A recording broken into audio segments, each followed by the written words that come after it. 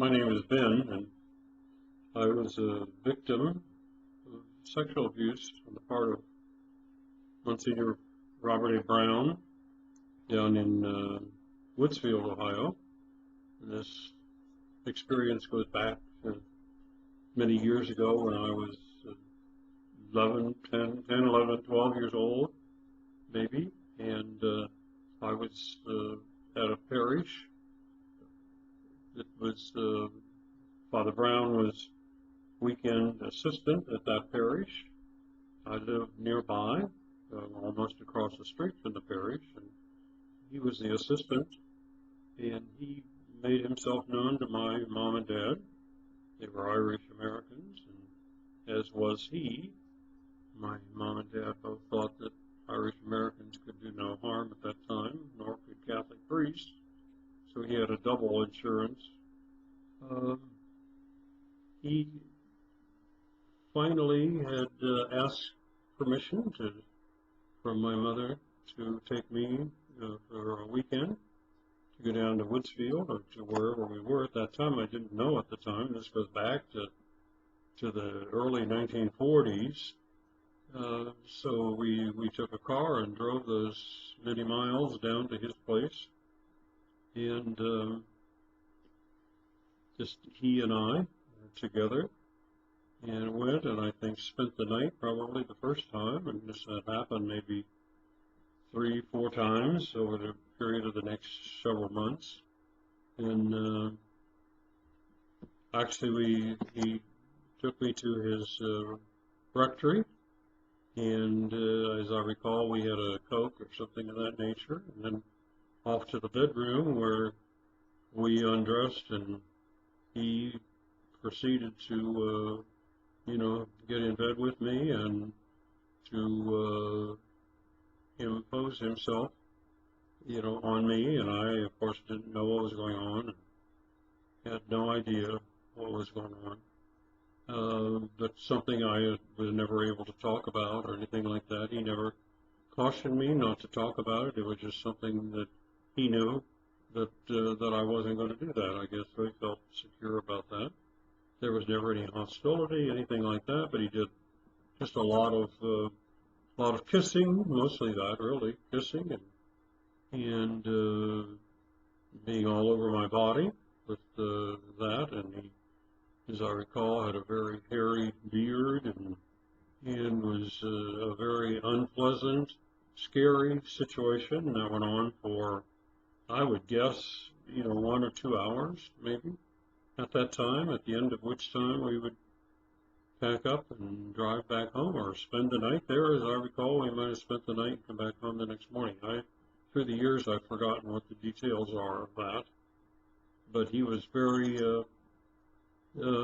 very friendly about the whole thing, but again, very, very aggressive and very overpowering. He was big and, young and overpowering to me.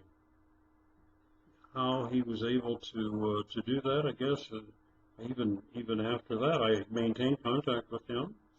He was able to keep contact with my parents, apparently very aware that I wasn't going to say anything to them about this.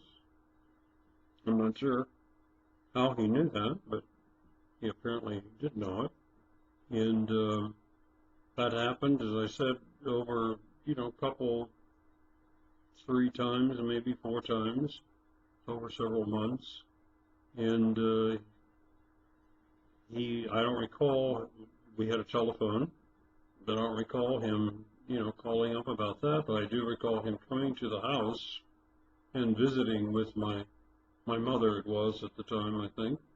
My dad was probably working, and visiting with her and being very chatty and friendly and interested. So she thought this was just the greatest thing that happened, that in a large family, that he would pick me out to take me off for a holiday in the country, so to speak. And so it was a pretty, I don't want to say it was scary at that time. It was just the whole thing was so foreign to me. I didn't know really what was going on. I just knew something was happening that shouldn't have been happening, and wasn't sure how to deal with that. So anyway, that went away, and I went off to school, and later on went to high school, and I think I heard from him, but I don't know that I don't think during high school did I ever have any personal contact with him. I think this happened just when I was 11, 12, 10, 10, 11, 12 years old.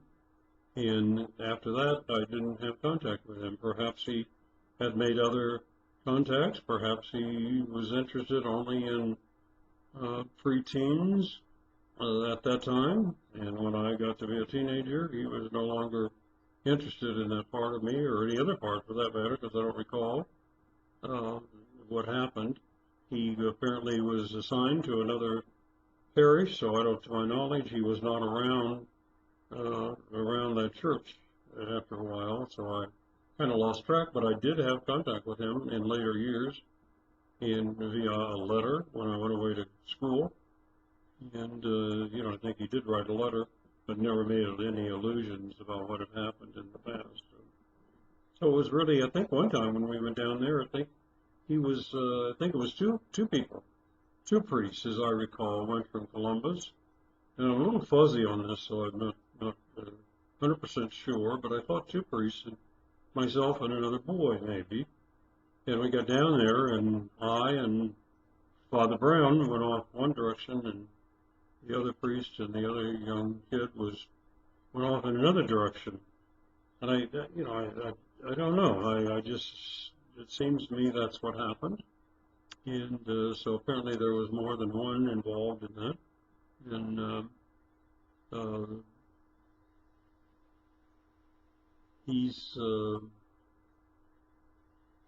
that was a long time. It was the start of his career. I think he had just been ordained a priest in the May of my first contact with him.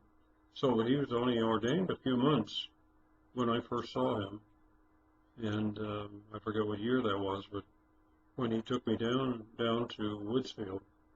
And I know he had been in another assignment too, because I know I was at two different places. Another assignment someplace, Woodsfield, and where another place down near there, where he might have been. And my understanding was that when I checked with the Diocese of Columbus and reported this incident in 2001 to the Diocese of Columbus, and also I reported it to the Diocese of Steubenville that same year. And I understand that Father Brown had like in 1 year, he had like 10 assignments around in and around Columbus. And he was at the orphanage and at our parish. He was at a couple other institutions for children, and apparently had many opportunities for making contacts of this nature. So he was, he certainly had just a lot of opportunity.